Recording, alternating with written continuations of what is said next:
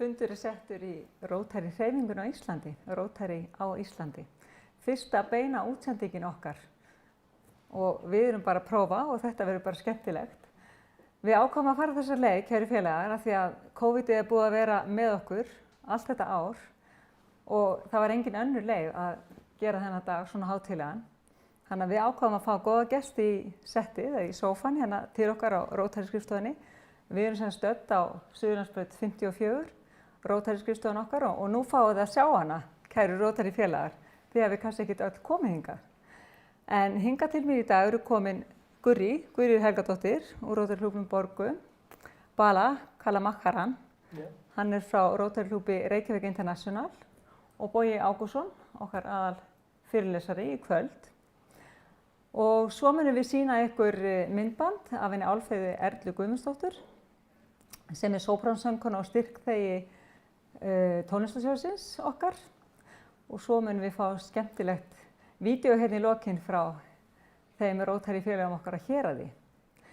En þetta ár er búið að vera skrítið eins og ég kom inn á og ég var einmitt að hlusta á hátíðarkveðjuna frá honum Holger Knakk, heimsforseta í dag. Hann er sá heimsforseti sem hefur farið og tekið þátt í flestum Rótari-fundum af öllum heimsforsetum hingað til og það er vegna þess að hann hefur ekki þurft að ferðast. Það fer svo mikil tími og svo mikil orka í ferðalög. Þannig að svona er þetta. Ég segi það sama, ég hef aldrei tekið þátt í jafnmörgum viðburðum út allan heim eins og þetta árið og það er svo skemmtilegt því að okkur eru allir vegir færir. En það sem við höfum líka áorkað á þessum skemmtilegu tímum er að okkur hefur tekist að stofna 2 klúbba og gera aðrir betur. Því að fólk var nú hrætt það að félagsstarf myndi liggja niðri á COVID-tímum en okkur tókst að stofna klúbb í Húnavatnssýslum, Rótari klúbb Húnvetninga og síðan tókst okkur að stofna mjög skemmtilegan Spútnik-klúbb sem er Rótari E-klúbbur eða rafrænn klúbbur. Og sá klúbbur, hann er þvert á landamæri og sá fyrsti sinna tegundar í heiminum. Þá erum við með félaga sem eru staddir Íslendingar í útlöndum og til dæmis er forseti þessa nýja klúbbs, hún býr í Þýskalandi, varaforsetinn býr í Texas í Bandaríkjunum og ritarinn og gjaldkerinn eru hér heima.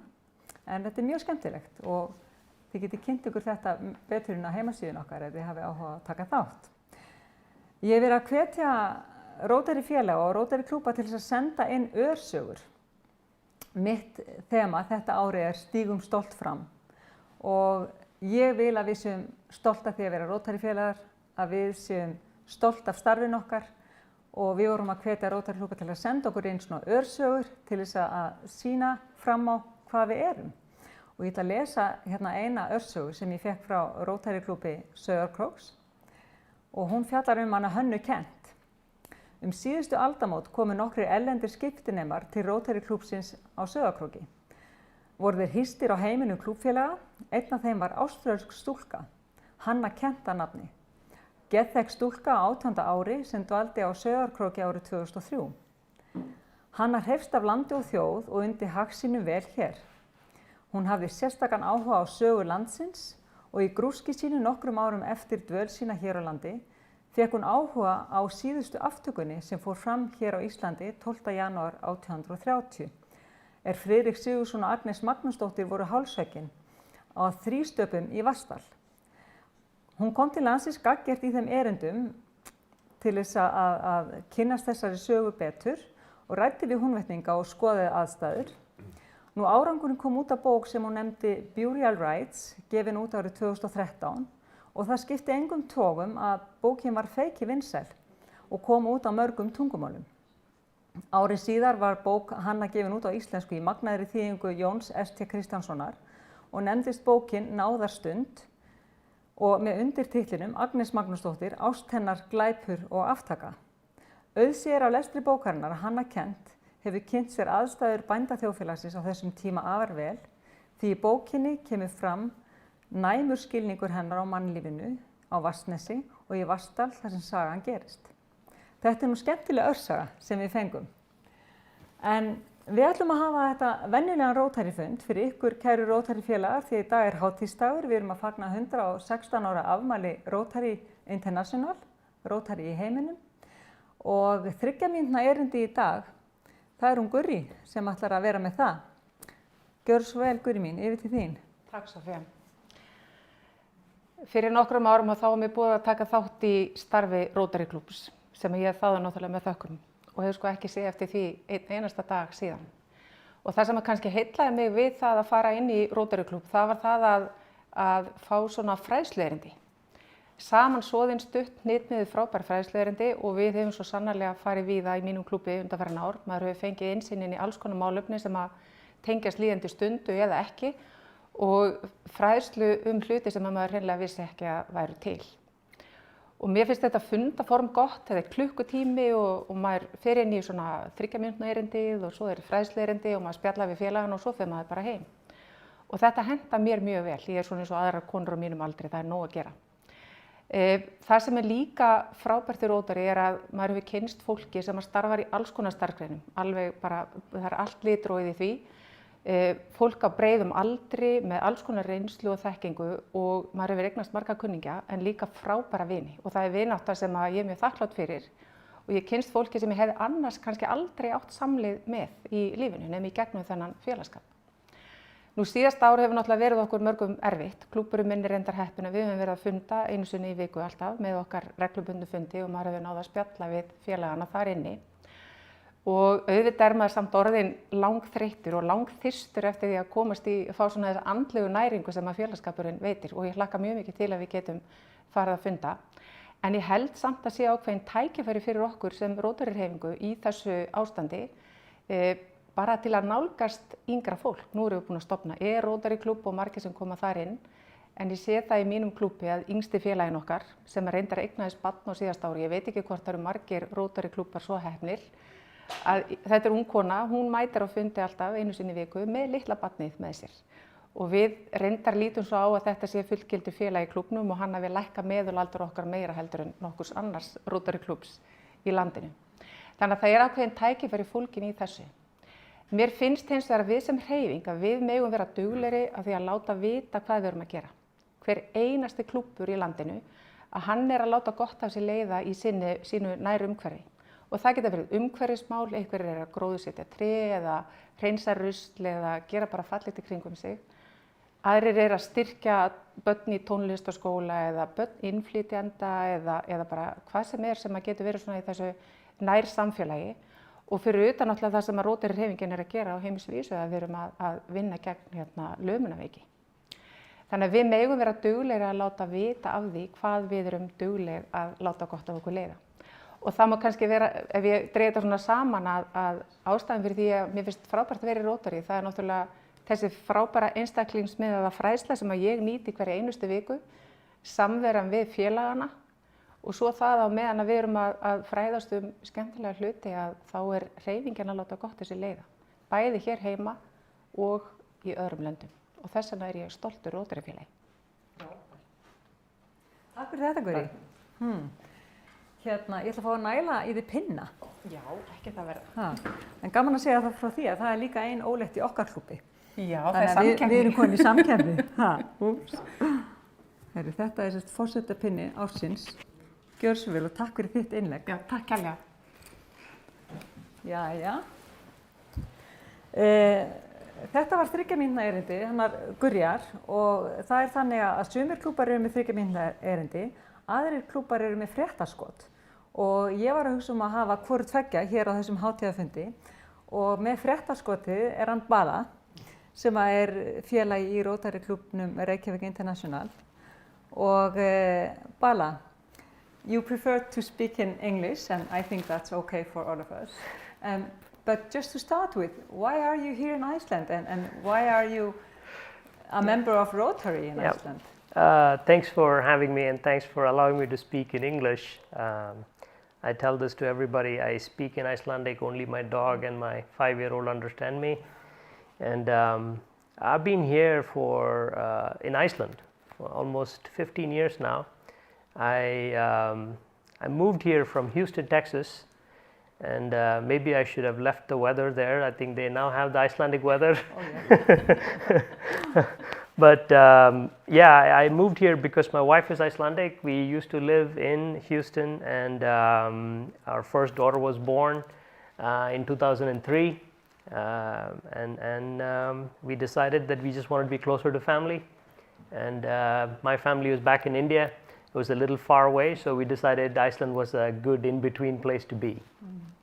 Why Rotary? I mean, 2006 I moved, and I got invitation to the first Rotary, English-speaking Rotary Club at the British Embassy. I went and I met with some of the members, and I was just taken in by the motto of the Rotary, service above self, because I thought that made sense to me, and I used to be a management consultant, so service was what I was trained to do, so this felt home.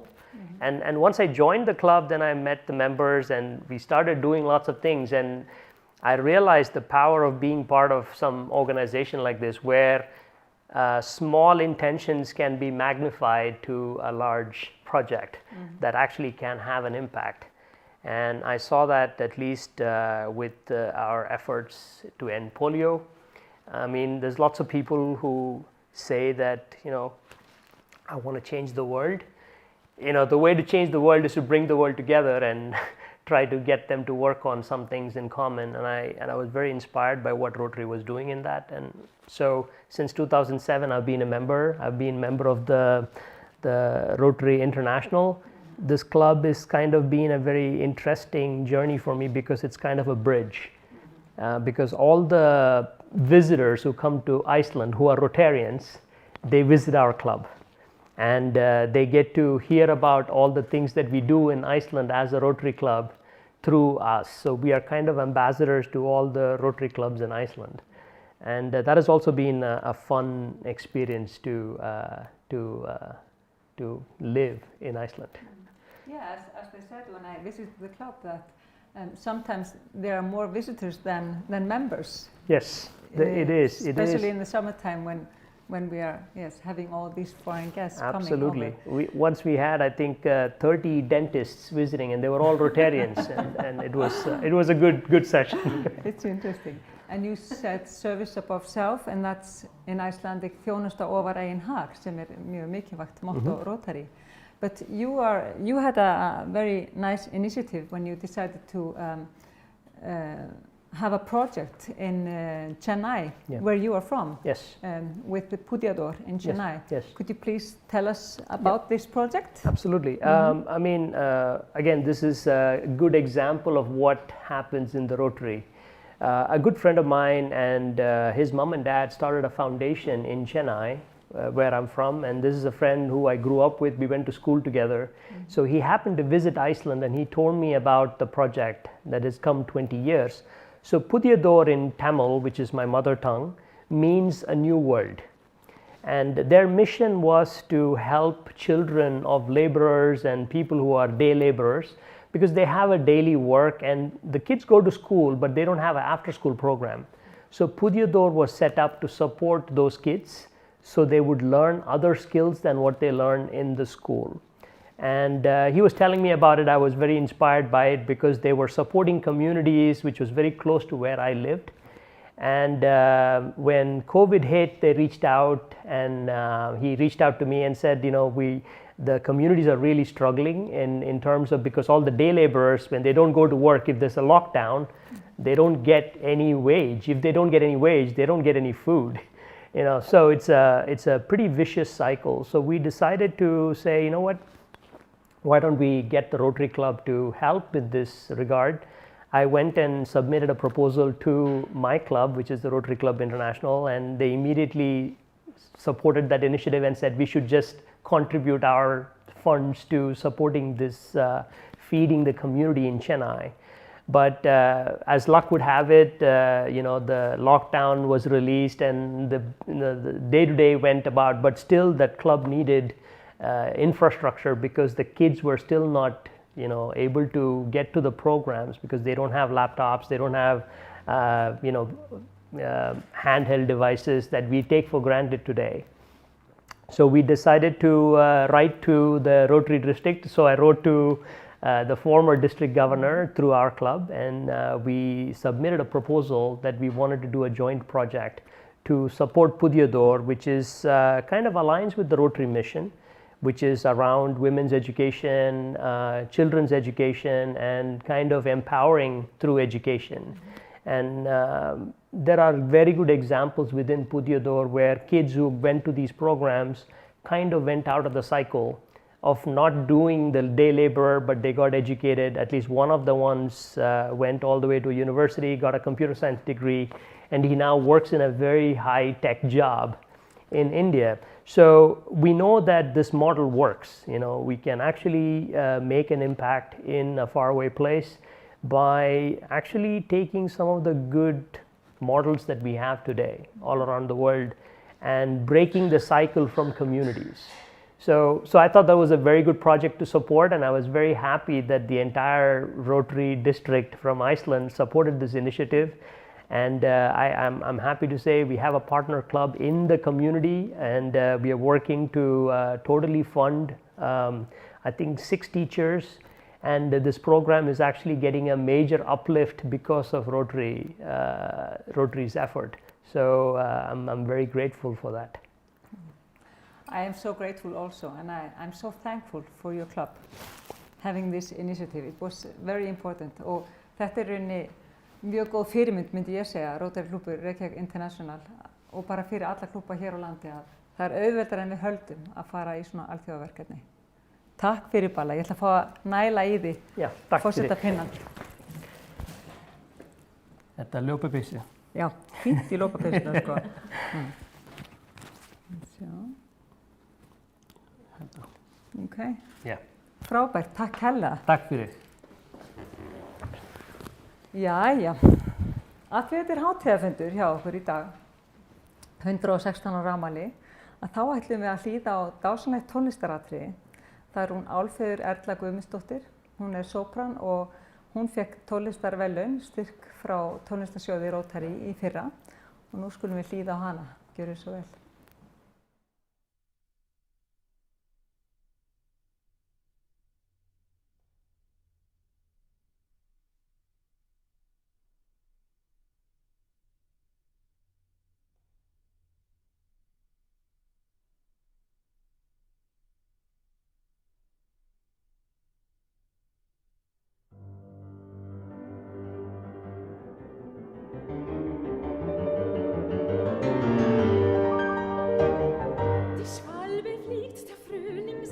Spendet uns Blumen zum Kranze, Althuschen mehr leis aus der Tür und fliegen zum prächtigen Tanze.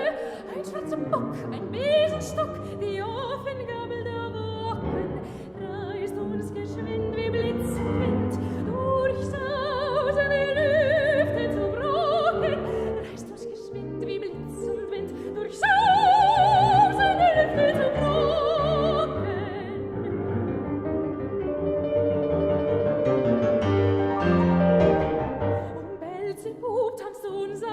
Und küsst ihm die kralligen Hände. Ein Geisterschwarm fasst uns beim Arm und schwingend tanzen die Brände. Onkel Seppup verheißt dem Trupp der tanzenden Gaben auf Gaben. Sie sollen schön in Seide gehen und Töpfe voll Gold lass sich graben. Sie sollen schön in Seide gehen und Töpfe voll Gold lass sich graben.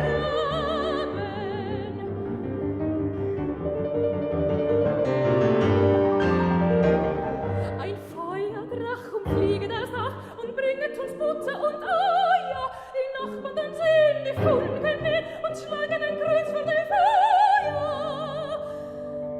Die Schwalbe fliegt, der Frühling singt, die Blumen erblühen zum Kranze.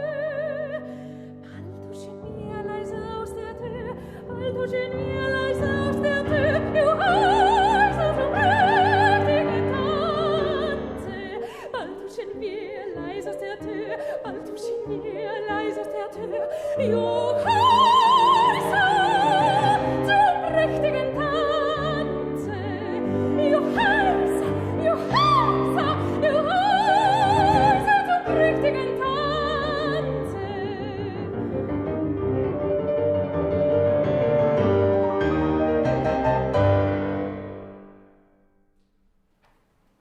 Vá, þetta var stórkostlegt.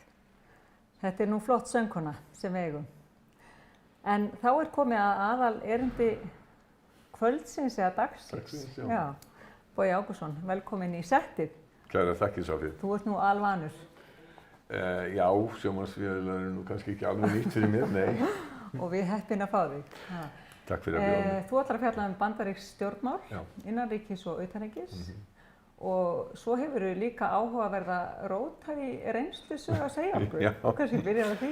Ég kannski byrja á því. Takk fyrir það. Já, takk.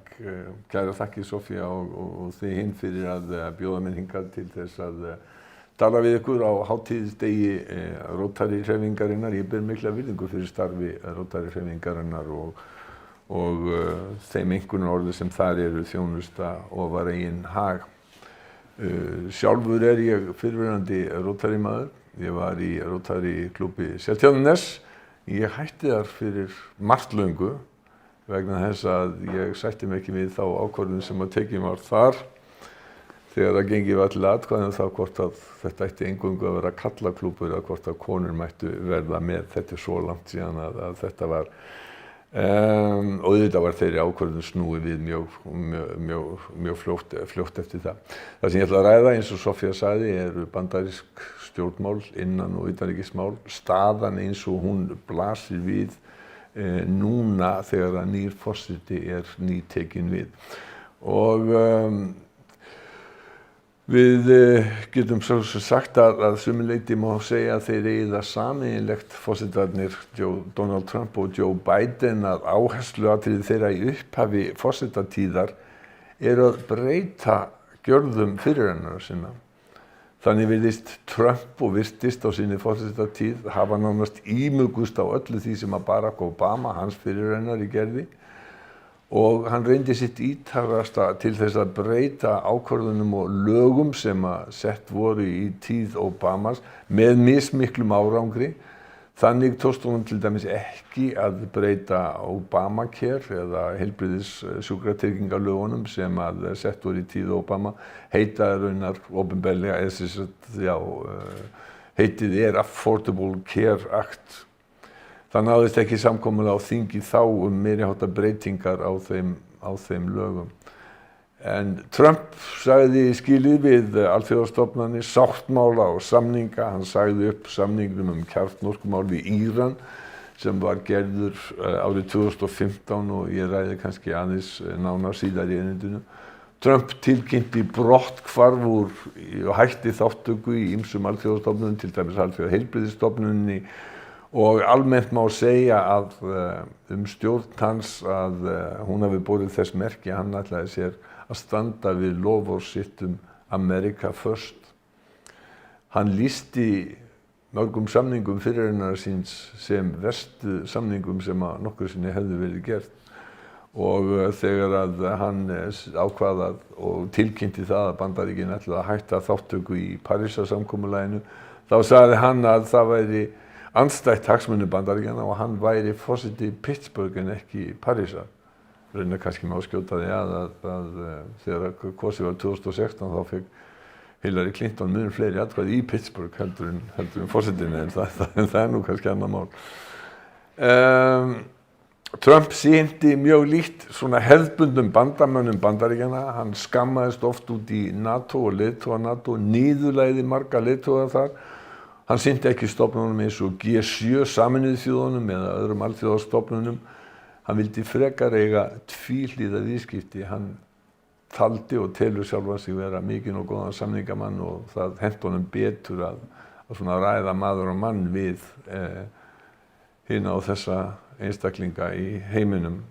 Fundir hans með Kim Jong-un, einræðisherra Norður-Kóreu, þeir vöktu heimsathygli og Trump guðmaði af því að hafa fengið Norður-Kóreumenn ofan af kjarnorkuáætluninni sinni, en þegar uppistaðið var það ekkert til í því. Það ekki að merkja neina sjáanlega stefnubreytingu hjá Norður-Kóreumönnum. Sama má segja samskipti hans við annan harðstjóra, Vladimir Putin, forseta Rússlands, sem sögðu að Trump hefði verið eins og kjöltur ekki hjá Putin og fréttaskýrendur sögðu að Bandaríkjaforseti hann hefði ekki haft roð við Putin á fundum þeirra. eftir fundi í Helsinki 2018, minnir mig að hafi verið, að þá lýsti Pútín yfir að það væri ekki tæft í því að Rússar hefðu verið að skipta sér af kosningunum í Bandaríkjunum 2016. Hann sagði þá hann tryði Pútín frekar heldur en eigin stofnunum sem að eru þær stofnanir sem að safna upplýsingum fyrir Bandaríkjastjórn, leyniþjónustu stofnanir Bandaríkjanna. Trump virðist hafa óbilandi trú á því að ná díl og til dæmis ræddi hann við Pútín á einum fundi án nokkura aðstoðarmanna sem nú svona eiginlega brot á því prótókolli sem er viðhaft í samskiptum á alþjóðavettvangi. Trump virðist líka líta á samninga eins og það sem að kalla zero sum dæmi, það er að segja að annar aðilinn hljóti að hagnast á kostnað hins. Það sé ekki til eitthvað sem er báðum til hagsbóta. Allt er samkeppni og aðalatriði sé að vinna innan gæsalappa. Joe Biden er allt öðruvísi. Hann er alþjóðasinni, svona dálítið af gamla skólanum, sver sig þannig í ætt við alla Bandaríkjaforseta fram á Trump, alveg frá Franklin Roosevelt á 4. áratug síðustu aldar. Það mátti heyra þetta glöggt í ræðu hans, þó hann talaði nú mest innanríkismál í ræðunni, þegar hann tók við embættið, þegar hann sagði we will repair our alliances and engage with the world once again. Og hann hefur svo sem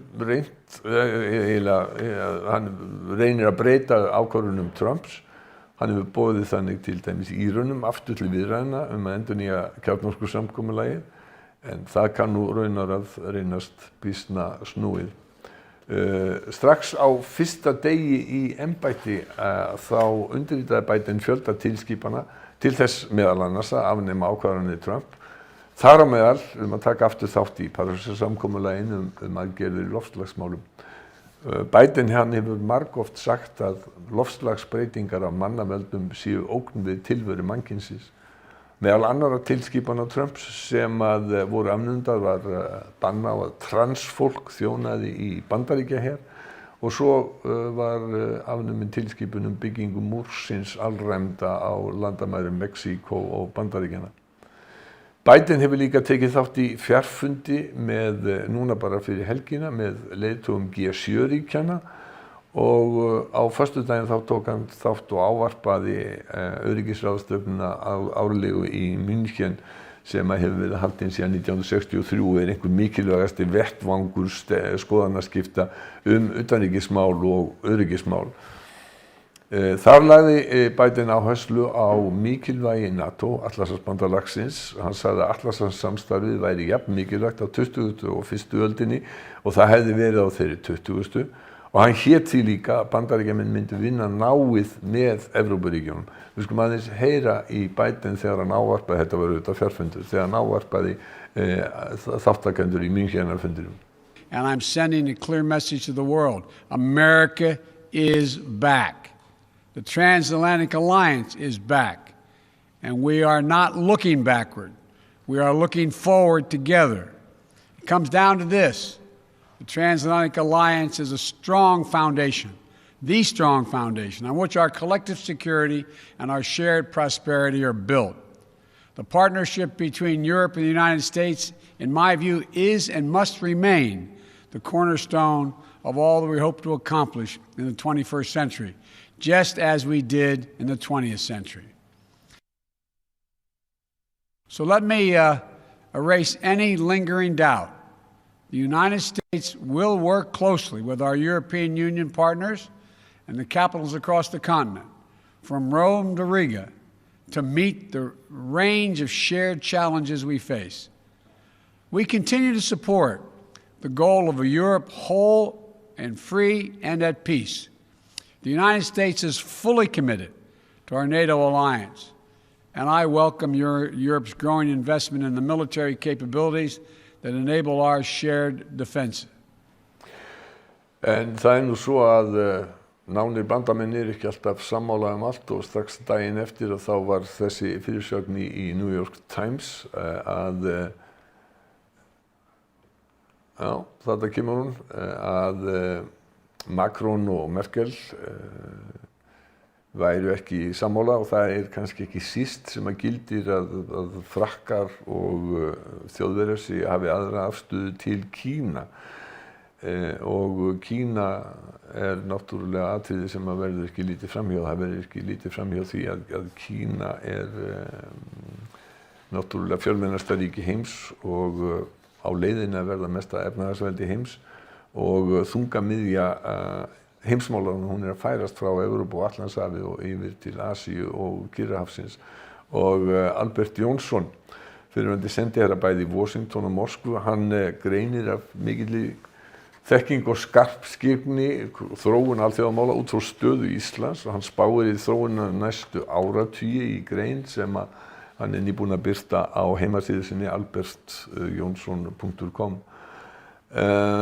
Albert segir þar meðal annars að á Asíu-Kyrrahafssvæðinu sé drifkraftur alþjóðakerfisins og samkeppni milli Bandaríkjanna, mesta stórveldis heims, og Kína sem sé rísandi stórveldi og þetta verði ráðandi þáttur í alþjóðamálum vegna uppgangs Kína sem veiki í Bandaríkjunum.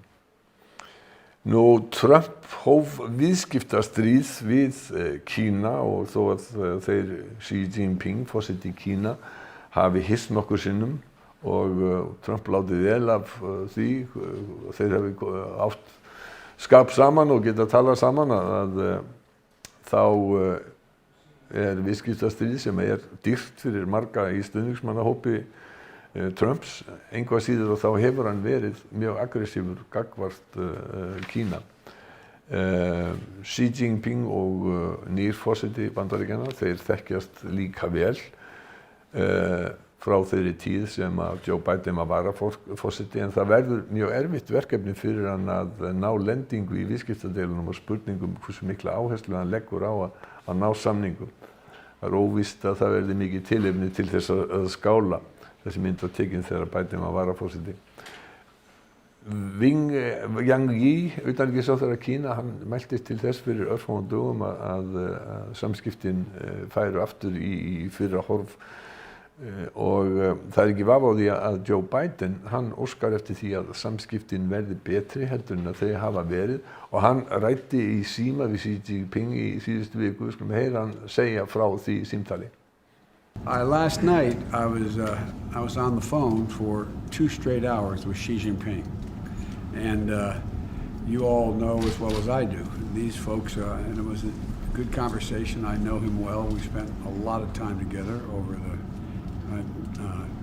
the years I was vice president. And það margt fleira á sviði utanríkismála sem að bíður stjórnar Bidens. Það til dæmis staðan í Miðausturlöndum sem snúin. Afganistan, Trump stjórnin gerði samninga við býtum við að hlaupa hér. Já, þarna Biden hefur áhyggjur af, það ýmislegt sem vist sem að bíður í utanríkismálum.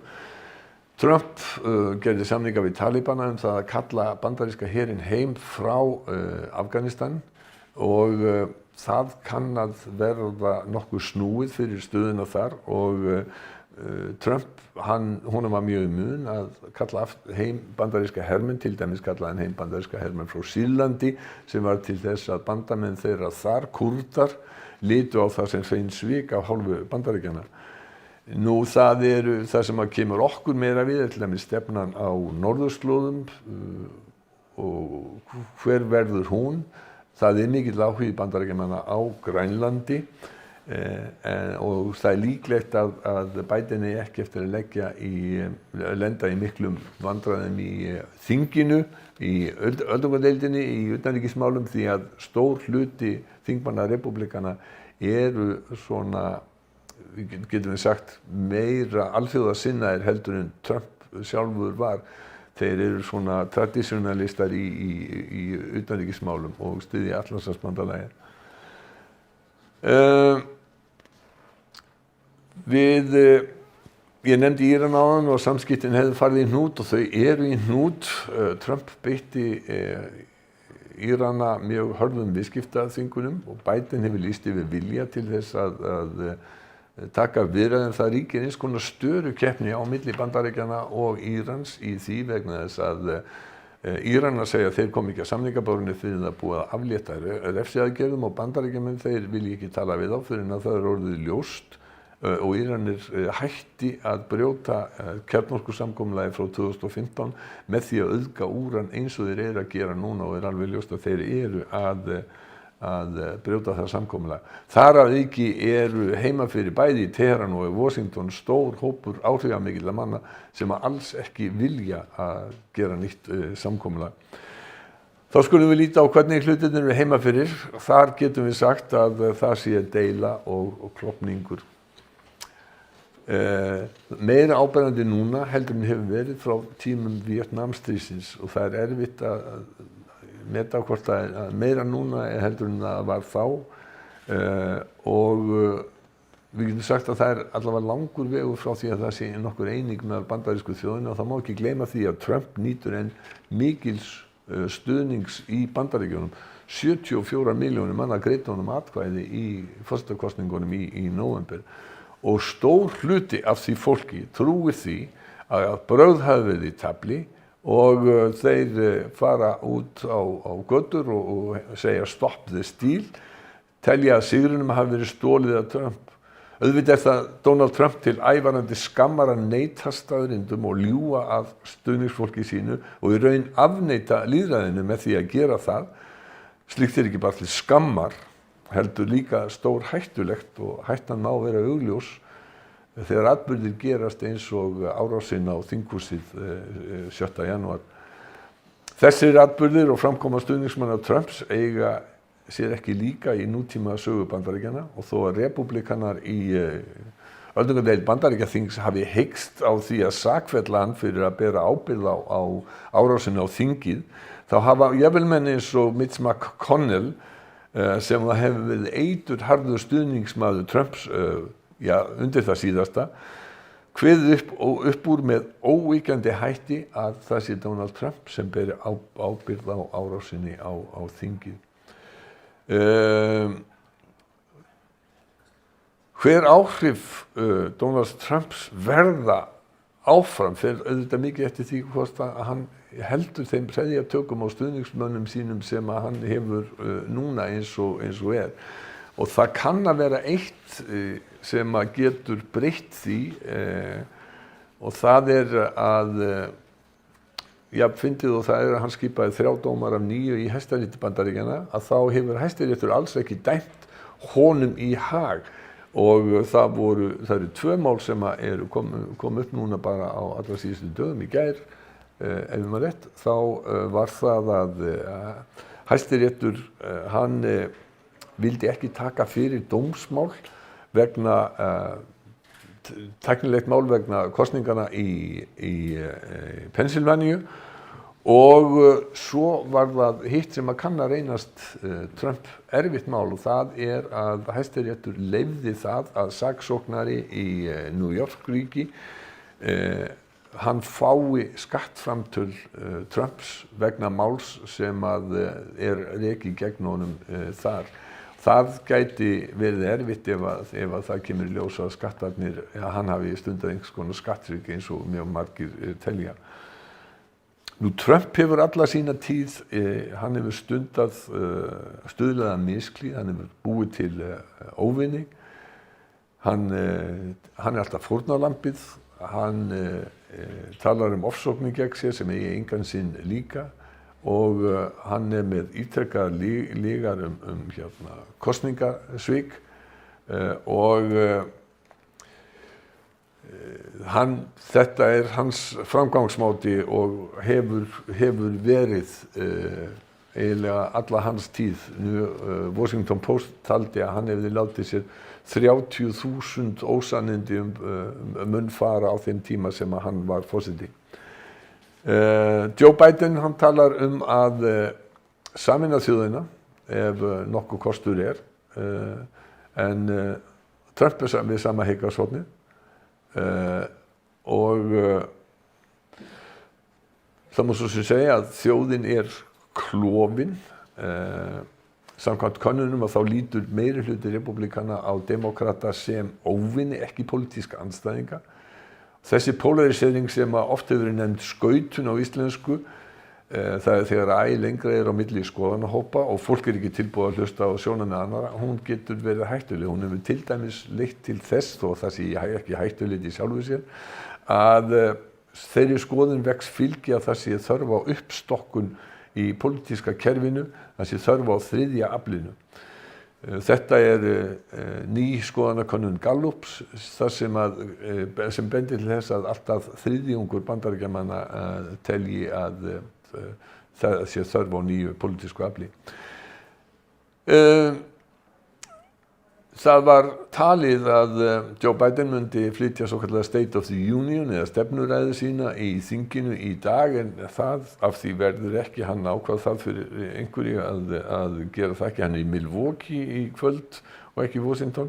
Telur líklega að það sé rétt á meðan að tala ekki aðra hluti á meðan að mest af athyglinni beinist að COVID-19 og aðgerðum á lagasetningu vegna faraldursins. Demókratar eru núna í þeirri stöðu að þeir ráða bæði fulltrúadeild og öldungadeild þingsins, en sá meirihluti gefur Joe Biden á engan hátt óskoruð völd til lagabreytinga. Það er margt sem á verkefnalistanum hjá Joe Biden. Hann hefur lofað að bæta aðgengi að opinberri heilbrigðisþjónustu. Hann hefur lofað að bæta innviði eins og vegakerfið og brýr. Og það ljóst að margt þarfnast endurnýjunar. Það þarf ekki annað en að líta til Texas, þar sem að kuldakast olli því að milljónir manna bjuggu við neyðarástand. Og þá býður líka eða endurskoðun á löggjöf í innflytjendamálum, og hann ætlar sér að setja strangari lög í umhverfismálum. Biden hefur sagt að hann vilji vinna með þingmönnum repúblikana og hefur oft fundið með leiðtogum þeirra á þingi, en það er alls ekki gefið honum takist að skapa samstöðu á þingi, sérstaklega ekki á meðan Donald Trump hefur svona mikil áhrif í repúblikanaflokknum. En Joe Biden búinn að vera lengi í stjórnmálum. Lengur heldur en mörg ykkar sem að hlýðið á mig hafa lifað. Og jáfnvel lengur heldur en ég hef verið fréttamaður. En það er líklegt að hann þurfi að beita allri sinni pólitísku reynslu á næstu misserum. Öldungadeildin núna hennar hlutverk núna, það er búið að ganga frá ákæru fulltrúadeildarinnar. Það er búið að sýkna Donald Trump, þannig að það mál flækist ekki lengur fyrir öldungadeildinni, þannig að næstu mál í öldungadeildinni eru að staðfesta eða hafna tilskipunum Joe Bidens í ráðherraembætti. Það eru allir ráðherrar í ríkisstjórninni þurfa að fá staðfestingu öldungadeildarinnar og sömuleiðis allir sendiherrar Bandaríkjanna og fjöldi annarra embættismanna. Þannig að það er nóg að gera fyrir öldungadeildina á næstu vikum. Það eru þegar byrjaðir að tala við ráðherra. Það eru yfirheyrslur, það hafa verið yfirheyrslur í dómsmálanefnd þingsins yfir Merrick Garland sem er tilnefndur í embætti dómsmálaráðherra. Það verður nóg að gera í bandarísku stjórnmálum og ég get alveg lofað ykkur því að það verður fullt af fréttum af bandarísku stjórnmálum á næstunni. Það verður ekki bara COVID-19 sem að mun taka hug Joe Bidens og stjórnarinnar. Það verður margt annað sem að verður að gerast. Takk ykkur kærlega fyrir. Takk fyrir, Bogi. Alltaf er gaman að hlusta á þig og þú er svo yfirgripsmikla þekkingu á stjórnmálum. En það verður að taka fram að ég er áhugamaður bandarísk stjórnmál. Hér eru menn sem hafa búið í Bandaríkjunum. Ég hef aldrei búið í Bandaríkjunum, þannig að ég horfa á þetta utanfrá. Og það auðvitað les maður sér til og reynir að fylgjast með eins og hægt er. Nákvæmlega, en það er mjög mikilvægt. Sko, á venjulegu Rótary-fundi þá væri hér fullur salur af fólki og við myndum varpa svona út í salinn hvort það sé ekki einhverja spurningar. En hér erum við sem sagt ásamt þér í settinu og við ákvaðum kannski bara að skjóta á þig. Já, endilega. Ef ég mætti byrja, að ég veit ekki hvort þú hafir hitt Trump eða Biden. Nei. Hvorugan, eini Bandaríkjaforsetinn sem að ég hef hitt, það var George Bush eldri. Akkúrat. Hann kom til Íslands sem varaforseti og þá hitti ég hann. En aðra held ég hafi, nei. En segjum svo að Ég man ég sá Lyndon B. Johnson hins vegar þegar hann var varaforseti og kom hingað og það þýnir hvað ég var gaman. Því að það var held ég 1963. Nákvæmlega, Já. já, áður en ég fæddist. Já, En segjum svo að þú fengir tækifæri til að hitta það báða. já. Myndirðu vera með einhver skilaboð, einhver sérstakar spurningu til það? Fréttamenn eiga ekki að vera með skilaboð, fréttamenn eiga að spyrja. Það er ekki, og sérstaklega fréttamenn hjá Ríkisútvarpinu, það er ekki þeirra hlutverk að hafa áhrif á samfélagi, við erum ekki kjörnir til þess, við höfum ekkert umboð til þess, við höfum umboð til þess í krafti eigenda okkar, alls almennings, að spyrja fólk og fá það til þess að standa fyrir, svara fyrir gerðir sínar. Sko, ég hef nú séð mörg viðtal við Donald Trump. Það er voðalega erfitt að komast upp með eitt eða neitt í viðtali við Donald Trump. Hann er eins og svo margir, hann svarar því sem hann vill svara og svarar ekki spurningum. Og hann er líka þannig gerður að það er alveg sama þó hann sé reikinn og gat, honum virðist standa algjörlega á sama. Og það sem meira er, stuðningsmönnum hans, flestum, virðist líka standa alveg á sama. Þó hann sé staðinn að lygi og öllum sé það ljóst, og þá hefur það engin áhrif á stuðningsmönnum. Þetta er eitthvað nýtt í pólitíkinni sem ég ekki skil. Þetta er eitthvað sem að mér finnst afskaplega sérkennilegt og það er kannski, nú ætla ég ekki að hrósa, að segja að það sé margt jákvætt við heimsfaraldurinn, en hugsanlega er það að almenningur hefur öðlast meiri trú á sérfræðingum því fólki sem þekkir til. Það er kannski hugsanlega jákvæð niðurstaða vegna þess að það eru mörg dæmi þess að pólitíkus hafi bara sagt Michael Gove, ráðherra í Bretlandi, hann sagði bara þegar hann var rekinn á gat með eitthvað, þá sagði hann að fólk er bara leitt á sérfræðingum. Það vil ekki hlusta á sérfræðinga. En það er bara þannig að staðreyndir eru staðreyndir, 2 + 2 eru 4, þeir eru ekki 5. Og þegar Bandaríkjaforseti segir það séu 5 og stuðningsmenn hans bara halda því fram að það sé 5, fyrst að hann segir það, og þá er eitthvað að. Sem betur fyrir held ég þetta sé að batna núna. Joe Biden, já, það er fullt sem að vera hægt að spyrja Joe Biden vegna þess að hann er eftir alla þessa reynslu sína, þessar löngu pólitísku þáttöku, þá er hann haft alls konar sjónarmið. Auðvitað mega menn náttúrulega breyta afstöðu sínu og sjónarmiðum sínum og skoðunum sínum, annað var nú ef að menn lærði ekki af reynslunni. En það er eitt og annað sem að hann hefur staðið, afstaða hans í sumum málum sem að væri gaman að spyrja nánar út í. Kamala Harris var að forseti hans, hún gerði það nú með eftirminnilegum hætti þegar í kappræðum. En það virðist fara afskaplega vel á með þeim núna. Það er mjög gott. Og ég held að val hennar hafi átt talsverðan þátt í sigri demókrata í þessum kosningum. Það held ég sem við erum alveg sammála. Já. Gaman að því. Hvað segir þið? Viljið þið skjóta að búa? Já, bara ekki spurning. Já. Ég er með 8 spurningar. Ok, guri. Það er kannski fyrst nú náttúrulega fór Trump mikinn þegar hann var að tala um fake news. Já. Og í raun og veru mjög bara alvarlega að fjölmiðlum. Já. Og hvernig, er þetta staða sem er að lagast núna eftir að það er komið nýr forseti? Hafa þessar dylgjur og aðdróttanir Trumps í garð fjölmiðla, hefur þetta haft varanleg áhrif á stöðu fjölmiðla bara almennt og þeirra framgöngu? Já og nei. Þessar árásir Trumps hafa án efa dregið úr trúverðugleika fjölmiðla meðal stuðningsmanna hans, meðal þess fólks sem ég vil bara leyfa mér að segja í þessum hópi, illa upplýst. Fólk sem leitar hins vegar að sínum upplýsingum hvað er að gerast í heiminum, víðar heldur en einhverjum þröngum, lokuðum hóp á netinu. Það veit það að fjölmiðlar almennt eru ekki í þeim business að skurra fólki. Stórir fjölmiðlar sem eru ritstýrðir og bera ábyrgð á því sem þeir setja fram. Við erum að tala í Bandaríkjunum, við erum að tala um New York Times, við erum að tala um stóru, gömlu fréttastöðvarnar, NBC, CBS og hérna ABC, þessi Washington Post, Los Angeles Times, þessir miðlar eru ekki í því að skrökva. Þeir setja aldrei neitt fram eða skrifa neitt nema þeir viti að það sé rétt.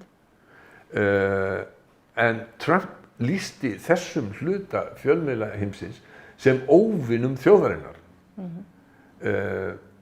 Það er náttúrulega, þetta er algjörlega út í hött, vegna þess að þetta eru þjónar þjóðarinnar sem eru að reyna að upplýsa hvað er í gangi. Ég meina, það eru svoleiðis ótal dæmi það. Ég var að horfa á þætti Watergate-málið. Sko, þáttur bæði Washington Post og New York Times, aðalega Washington Post, í því að upplýsa það. Hann er dæmi fyrirmyndablaðamennsku og það er ekki, sko, það var nákvæmlega sama afstaða hjá Richard Nixon gagnvart Washington Post og var hjá Donald Trump gagnvart öðrum fjölmiðlum. Þetta eru óvinir mínir, þeir ætla sér að gera mér eitthvað og bara lítilmennsku. Það er það ekki. Það er verið að upplýsa hluti. Á hinn bóginn má svo segja að Donald Trump á sumu leyti var góður vinur fjölmiðlanna því að ég held að hafi aldrei verið fleiri áskrifendur á New York Times akkurat eftir að hann tók við. Það alveg rauk upp áskrifendafjöldin aðalega á netinu vegna þess að hann auglýsti blaðið vel. Þannig að þetta kannski ýtir undir þennan klofning sem þú varst að lýsa líka innan. Já, því miður það sem Silja Bára hefur kallað skautun, sem er ágætis lýsing. Og þetta er ekki bara pólitík, þetta er líka sko, fólk býr ekki lengur, sko, það forðast að flytja í hverfi þar sem það veit að fólk úr hinum flokknum býr. Það blandar ekki geði lengur á þann máta sem var gert. Pólitík var ekki alls ráðandi í bandarísku samfélagi, en hún er mjög víða núna, orðin, eftir því sem að mér skil, þú veist þetta betur en ég, og búið þetta, þá er hún orðin svo miklu meira ráðandi hluti af bara daglegu lífi, afstaða fólks. Þetta er bara nánast eins og sko, þetta er bara nánast eins og í Rómeó og Júlíu, sko. En Bala, hvað segir þú? Vilt þú skjóta á Boga? Þú mátt skjóta á ensku. Já. Hann myndi svara þér í íslensku. Já, ég gera það. I mean, I have a lot of friends in the US, so I've been keeping close ties with them. But how do you think the relationship changes for Iceland? We've had an ambassador here who was nominated by the Trump president, and obviously a lot of what Trump was doing in the US was replicated here in his administration. How do you see things changing between these two countries? Yeah, the bilateral relations. Ég er ekki viss sko, að það hafi, og íslenski ráðamenn og mjög margir í Bandaríkjunum líka, í bandaríska kerfinu, þeir voru alltaf að leggja áherslu á það að það hefði ekkert breyst, sko, afstaða Bandaríkjanna væri svo sama, við værum vinaþjóð og við værum í Atlantshafsbandalaginu saman og þannig að það urðu engar raunverulega breytingar, getum við sagt, allavega sem ég man eftir á svona sambúð Íslands og Bandaríkjanna. Stóru breytingarnar voru náttúrulega þegar herinn fór og nú eru Bandaríkjamenn aftur farnir að hafa meiri áhuga á norðurslóðum og það er út af samkeppninni bæði við Rússa og ekki síður við Kína. En það beinist meira að Grænlandi heldur en Íslandi. Auðvitað erum við sama svæði svona hvað öryggishagsmuni varðar. Við erum Norður-Atlantshafssvæði sem er að verða mikilvægt hvað þetta varðar og ef að siglingaleiðir yfir pólinn opnast að þá eykst mikilvægið ennþá meira. En það er alveg klárt að það er ekki bara Donald Trump sem að sko lét sér dreyma að kaupa Grænland sem að sumu leyti lýsir sko lýsandi dæmi áhuga sem er í Washington á norðurskautsmálum og ég held að hann bara vaxi. Sko, vinátta örríkisins Íslands og risaveldisins Bandaríkjanna, hún á sér náttúrulega mjög langa sögu og það er dálítið merkilegt, kannski tala of að sko, það er gerð meiri háttar breyting á utanríkisstefnu Bandaríkjanna árið 1941 þegar að Roosevelt færir svokallaða Monroe-línu austur fyrir Ísland Monroe-línan sem sagt það sem að forseti Bandaríkjanna í öndverið 19. öld, James Monroe var hann ekki, James, hann gaf út yfirlýsingu það að Bandaríkin myndi ekki líða neinum öðrum heimshlutum eða ríkjum í öðrum heimshlutum að afskipti af vesturheimi, bæði Norður- og Suður-Ameríku. Og þetta svo kallið Monroe-línan, þannig að innan þess, þetta svæði okkar, þetta svæði Bandaríkjanna, Frakkar, Bretar, sem náttúrulega voru aðalkeppinautarnir þá, þið skiptið ykkur ekki af hér. Og það sem að sumir að kalla Monroe-línan, hún fædd austur fyrir Ísland 1941. Það gert til þess að bandaríski flotinn megi fylgja breskum skipalestum frá Bandaríkjunum eða Kanada til Íslands. Og afleiðingin af því til dæmis var svo að Þjóðverjar réðust á bandarískan tundurspilli áður en að Bandaríkin voru komin í stríðin, sko, í nóvember 1941. En þetta var forsenda fyrir því að Bandaríkjamenn þeir gerðu þetta, sko. Eftir því sem að mér skilst. Ég lærði sagnfræði fyrir margt löngu, ég hef aldrei praktíserað hana, sko, ég held ég sé ekki að fara með allt og mikla vitleysu. Já. Glæsilegt. Takk. Bara takk kærlega fyrir, Bogi. Takk fyrir að bjóða mér. Ég ætla að fá að hengja þér í pinna. Ég veit að þér þykir örugglega vænt að fá Rótari pinna. Já, mér finnst mjög vænt. Barminn. Og frá konu. Og þú veist. Já, og frá konu. Já. Og þú veist hvað þú finnur okkur. Já. Já. Gjörðu svo vel og þakka þér kærlega fyrir. Kærar þakkir. Já, kæri félagar. Þá fyrir svona styttast í annan endan hjá okkur. En eins og þið vitið að þá tókst okkur ekki að halda umdæmisþing í haust á Akureyri eins og við ætluðum að gera. Þetta átti að vera svo flott. En COVID-ið, það greip inn í eins og svo margt annað. Þannig að við bíðum spennt eftir næsta umdæmisþingi og það verður haldið af Rótari klúbbi Héraðsbúa á Hallormsstað. Þeir félagar þar bjuggu til frábært myndband til þess að kynna umdæmisþingi og til þess að hvetja okkur öll til þess að fara austur í haust. Og gjörið svo vel, nú skulum við kíkja á það.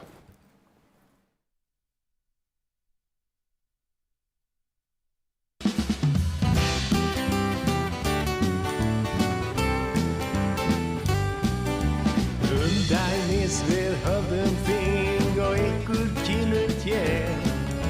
Öll við segjum komið fyrir sem flest. Umhverfi og afþreying af öllu hérna ber. Ykkur segjum allt hérna best. Förum tré og förum svo í pottinn. Finnum ber í sveppar ísler dottinn. Öllum þingið á Hallormsstað. Hittumst öll og læðist að við njótum. Öllum þingið á Hallormsstað. Hjartans læg þar hamingju við njótum.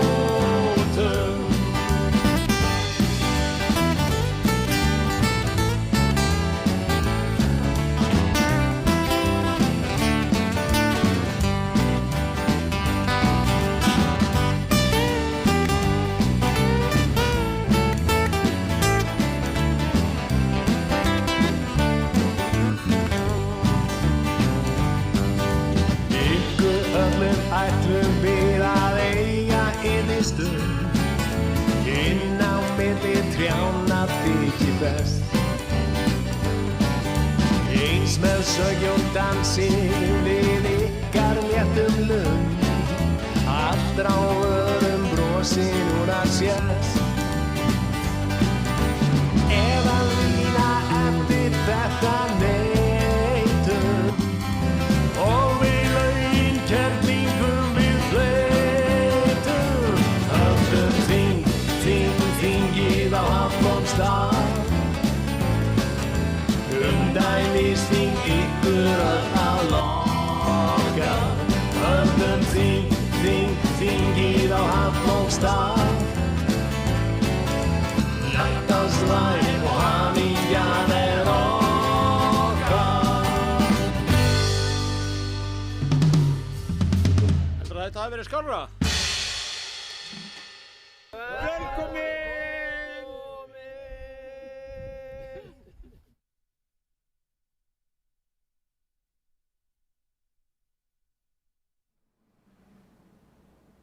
Já, kæru félagar, áður en að við ljúkum svo förum með fjórprófið þá hefur hún Gurrí beðið orðið. Gjör svo vel, Gurrí. Já, takk. Það siður í Rotary klúbbnum mínum að við endum fundi alltaf á vísukotni. Þetta svona tækifærisvísur og það smá formúli, ég sem sagt með vísu dagsins. Það ekki á hverjum degi sem maður situr í settinu með boga.